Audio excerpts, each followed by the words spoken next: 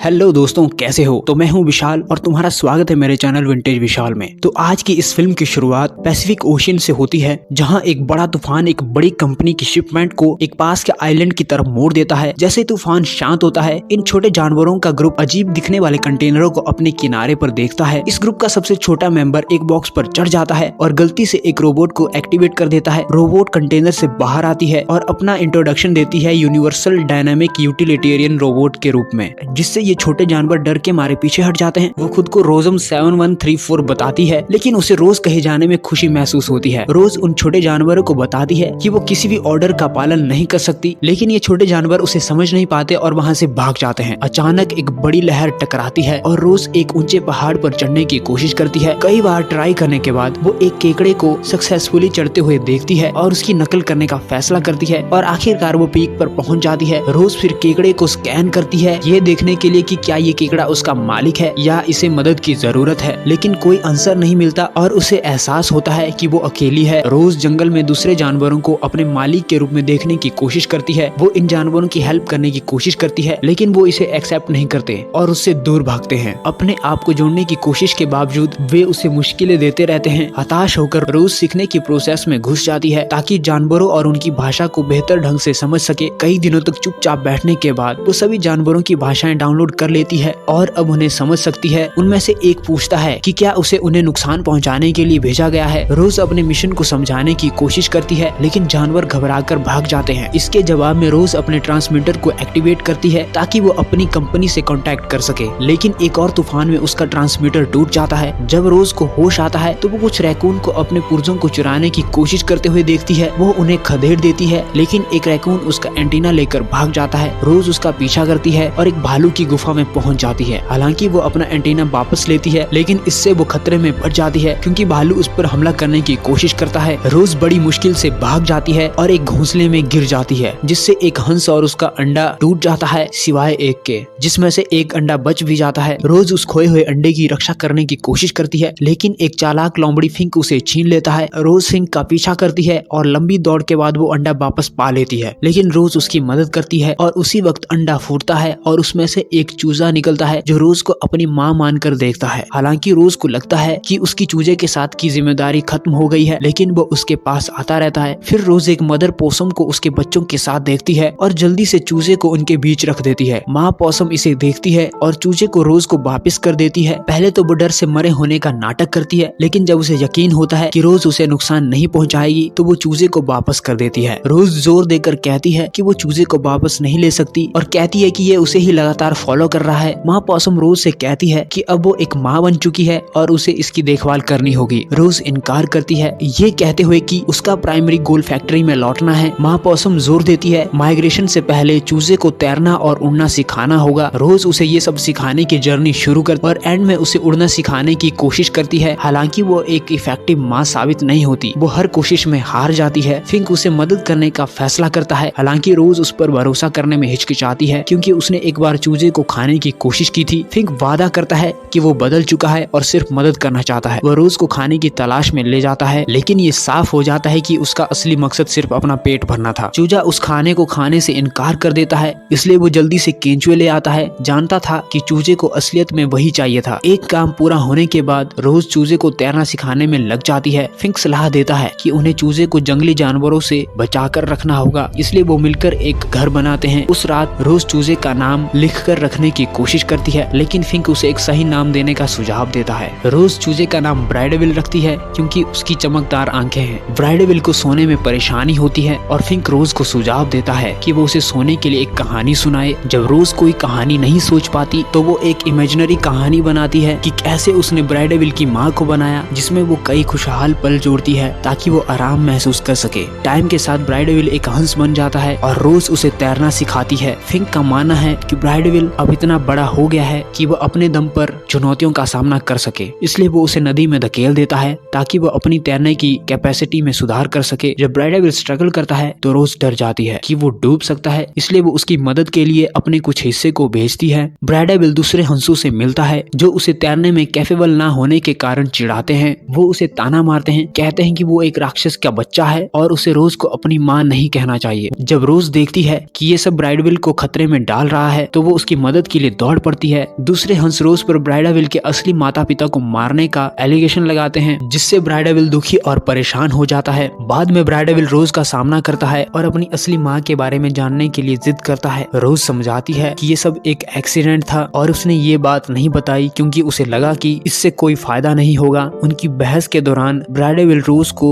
Information छिपाने के लिए डांटता है और निराश हो जाता है। वो गुस्से में चला जाता है, ये कहते हुए कि रोज उसकी असली माँ नहीं है, और वो तैरना और उड़ना सीखने के बारे में निराश हो जाता है। नाराज होकर वो जाने का फैसला करता है। इस बीच रोज को ट्रोल्स और रोबोट्स के मलबे से एक और मॉड्यूल मिलता है। वो इसे एक्टिवेट करती है और अपने ओरिजिन और गोल के बारे में ज्यादा जानकारी इकट्ठा करती है। अपनी बढ़ती फीलिंग्स को सुलझाने की कोशिश करते हुए रोज को पता चलता है कि वो अपनी प्रोग्रामिंग को ओवरराइट कर रही है। मॉड्यूल कंफ्यूज होकर सजेशन देता है कि वो खराबी का शिकार हो रही है और उसे फैक्ट्री में लौटने की जरूरत है। यह उसे उसके क्रिएटर से कांटेक्ट करने के लिए एक ट्रांसमीटर देता है और अचानक तभी ये मॉड्यूल बंद हो जाता है। इस इमोशनल सिचुएशन में फिंक रोज को अकेला पाता है। वो अपने द्वारा सब कुछ बिगाड़ देने वाली फीलिंग्स शेयर करती है और मेंटेनेंस के लिए अपनी कम्युनिटी में लौटने की बात करती है। फिंक उसे काम पूरा करने के लिए रुकने के लिए समझाने की कोशिश करता है, लेकिन रोज को लगता है कि ब्राइडाविल को अब उसकी जरूरत नहीं है। फिंक जोर देकर कहता है कि ब्राइडाविल के पास कम टाइम है क्योंकि सर्दियों का माइग्रेशन नजदीक आ रहा है। रोज ना चाहते हुए भी उसकी बात मान लेती है और वो ब्राइडाविल के पास जाते हैं। शुरुआत में वो उनकी मदद से इनकार करता है, ये कहते हैं कि उनको उड़ना नहीं आता। रोज उसे विश्वास दिलाती है कि वो हार नहीं मानेगी और एक बार जब वो सब कुछ सीख लेगा तो वो अलग हो सकते हैं। अगले कुछ दिनों में रोज ब्राइडाविल को उड़ने के बारे में सब कुछ सिखाती है, लेकिन उसे स्ट्रगल करना पड़ता है। दूसरे हंस उसका मजाक उड़ाते हैं, कहते हैं कि उसके पंख छोटे हैं और वो ऊंचाई में उड़ नहीं सकता। रोज उसके लिए एक नए टीचर टेंडर वोल्स को पेश करती है जो ब्राइडाविल को इंस्पायर करता है। टेंडर वोल्स के एनकरेजमेंट के साथ ब्राइडाविल उड़ना और आसमान में रास्ता ढूंढना सीखता है। जैसे ही ब्राइडाविल एक्सरसाइज कर रहा होता है, लॉन्ग नेक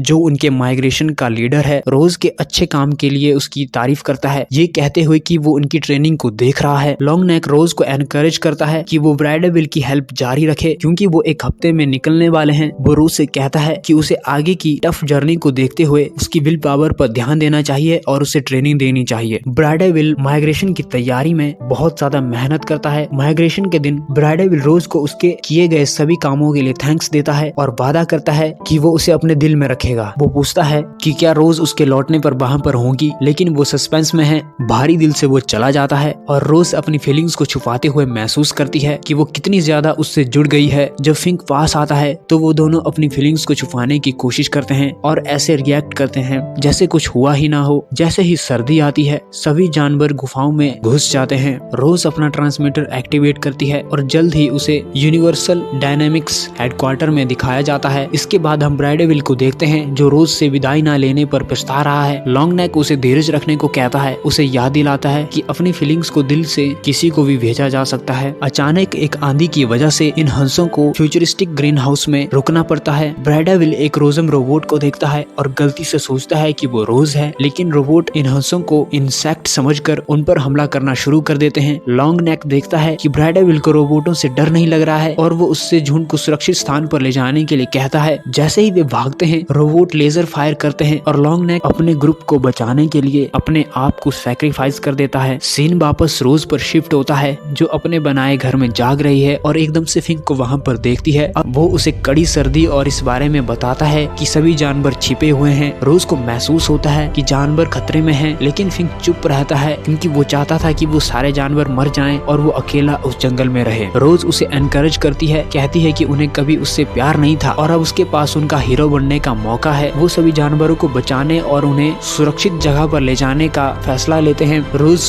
जमीन और समुद्री दोनों जानवरों को बचाने में सक्सेसफुल होती है, यहाँ तक कि एक खतरनाक भालू को भी। लेकिन खतरनाक बर्फीले तूफान के कारण वो थक कर कमजोर हो जाती है। तभी उस घर में इकट्ठे हुए सभी जानवरों में झगड़ा शुरू हो जाता है। लोमड़ी हताश होकर सभी को शांत होने की रिक्वेस्ट करता है। वो एक दिल को छू लेने वाला भाषण देता है, उन्हें याद दिलाता है कि वो रोज की काइंडनेस के कारण ही जिंदा है, वही रोबोट जिसे उन्होंने राक्षस समझा था। जानवर अपनी गलतियों को पहचानने लगते हैं और पछताते हैं। रोज बंद होने से पहले लास्ट बार ये कहती है कि जंगल के सारे जानवरों को एक साथ रहना चाहिए, इसी में उनकी भलाई है। वो सभी एग्री होते हैं और भालू कम से कम सर्दियों के लिए शांति बनाए रखने का वादा करता है। बाद में जैसे ही बसंत ऋतु आती है रोज दूर से देखती है कि हंस वापस आ गए हैं। ब्राइडाविल को हीरो के रूप में सम्मानित करने के लिए इकट्ठा होते हैं। वो खुशी महसूस करती है कि ब्रैडविल अपने परिवार के साथ है और वहाँ से जाने का फैसला लेती है। इस बीच फिंक ब्रैडविल को बताता है कि रोज उसका इंतजार कर रही थी, लेकिन वो अब उसे नहीं देख सकते। जैसे ही रोज फैक्ट्री की तरफ बढ़ती है, वो देखती है कि एक यूनिवर्सल डायनामिक्स जहाज आ गया है। रोबोट वेंट्रा उतरती है और अपना इंट्रोडक्शन देते हुए कहती है कि ट्रांसमीटर ने हेडक्वार्टर को अलर्ट करने के बाद से रोज की तलाश की जा रही थी। वो उसे वापस ले जाना चाहते हैं ताकि उसके इनक्रेडिबल चेंजेस की रिसर्च की जा सके। ना चाहते हुए रोज वेंट्रा के साथ जाने के लिए एग्री हो जाती है। हालांकि फिंक बताता है कि ब्रैडविल रोज से मिलना चाहता है और उसकी तलाश कर रहा है। रोज जहाज से निकलने का बहाना बनाती है। वेंट्रा उसे रोकने की कोशिश करती है और उसके पीछे रोबोटों की एक सेना भेजती है जो जंगल को खत्म कर देते हैं। अचानक सभी जानवर एकजुट होकर रोबोटों के खिलाफ लड़ते हैं। जब सभी मशीनें हार जाती हैं, तो वेंट्रा बाकी रोबोटों को सुसाइड करने का ऑर्डर देती है, जिससे एक बड़ी जंगल की आग लग जाती है। जबकि वो रोज को अपने जहाज पर एक ट्रैक्टर बीम से खींचती है। इस बीच ब्रैडविल अपने झुंड को ड्रॉपशिप पर हमला करने के लिए लाता है। वेंट्रा उनकी ओर देखती है और अपने लेजर निकालती है, लेकिन ब्रैडविल बहुत ही गुस्से में होता है। वो जहाज में घुस जाता है, रोज को पूरी तरह से बंद पाता है, लेकिन किसी तरह वो जाग जाती है। हार मान चुकी वेंट्रा को बाहर निकालती है और जहाज के एक्सप्लोजन से ठीक पहले उड़ान भरती है। इस दौरान दूसरे जानवर आग बुझाने के लिए मिलकर काम करते हैं। अपनी जीत के बाद रोज नुकसान का मुआयना करती है और समझती है कि यूनिवर्सल डायनामिक्स उसके पीछे और ज्यादा रोबोट भेजता रहेगा। जानवरों की सुरक्षा के लिए उन्हें छोड़ने का फैसला लेती है। उनके साथ रहने और उनके वादों के बावजूद वो जोर देती है कि उसे फैक्ट्री में कुछ मुद्दे सुलझाने हैं। जैसे ही वो जाती है, जानवर एकजुट हो जाते हैं और फिंक उनके लिए एक महान स्टोरी टेलर बन जाता है। कुछ टाइम बाद हम रोज को एक ग्रीन हाउस में चलते हुए देखते हैं, जो एक सिंपल रोबोट की तरह अपने क्रिएटर्स के चारों तरफ चल रही होती है। हालांकि जब वो ब्रैडविल को देखती है तो उसकी फीलिंग उसकी तरफ उभर आती है और वो एक दूसरे को गले लगाते हैं और ये फिल्म यहीं पर खत्म हो जाती है। ये मूवी बहुत ही ज्यादा यूनिक है, जिसमें जो है मॉडर्न टेक्नोलॉजी और जो हमारे जानवर है उनके बीच का रिलेशन दिखाया गया है, जो देखने और सुनने में ही बहुत ही ज्यादा इंटरेस्टिंग फील होता है। और मेकर्स ने इस मूवी को वैसे ही बनाया है, आप एक सेकंड के लिए भी इसमें बोर नहीं होते हो। तो अगर तुमको ये एक्सप्लेनेशन अच्छा लगा है तो वीडियो को लाइक करना, वीडियो को शेयर करना और अपने थॉट्स कमेंट में बताना कि तुम्हें ये वीडियो कैसी लगी। और हाँ, चैनल को सब्सक्राइब करना बिल्कुल भी मत भूलना। मिलते हैं अगली वीडियो में, तब तक के लिए बाय बाय।